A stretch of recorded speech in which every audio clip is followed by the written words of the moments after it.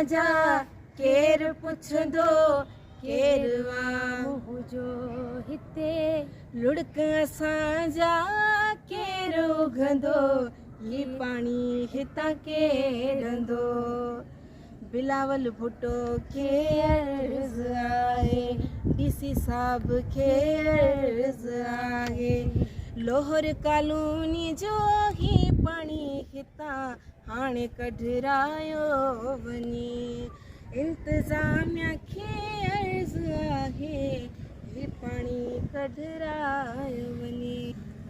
लाड़काणे शहर जी lower colony में बरसाति जो पाणी निकाल न थियण करे सिंध जी मशहूरु फ़नकाराउनि लैला सिस्टर्स जंहिंमें शबो लाल ऐं शबाना सोरठ राग ॻाए एतिजाजी मुज़ाहिरो कयो आहे।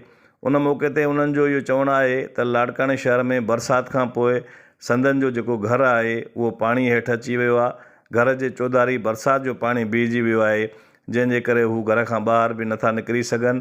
जॾहिं त उन्हनि जो इहो चवणु आहे त हू फ़नकार आहिनि ऐं हू मुख़्तलिफ़ शहरनि में वञी राग ॻाए पंहिंजे पेट जो गुज़र सफ़र कनि था, पर बरसाति जो पाणी घर जे चौधारी बीहण जे करे हू घर खां ॿाहिरि नथा निकिरी सघनि ऐं उन्हनि जो रोज़गारु मुतासिर थियो आहे।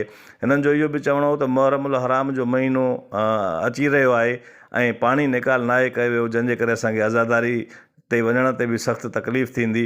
हिननि लाड़काणे जी इंतिज़ामिया ऐं पीपी चेयरमैन बिलावल भुट्टो ज़रदारी खां मुतालबो कयो आहे त पाणी निकाल कयो वञे त जीअं हू पंहिंजी ज़िंदगी सुकून सां गुज़ारे सघनि।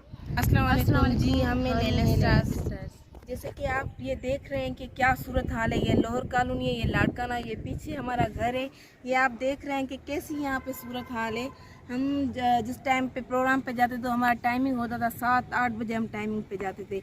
अब ये सूरत हाल हो गई है कि अब हम यहाँ से 4 बजे यहाँ से प्रोग्राम पे निकल के जा रहे हैं।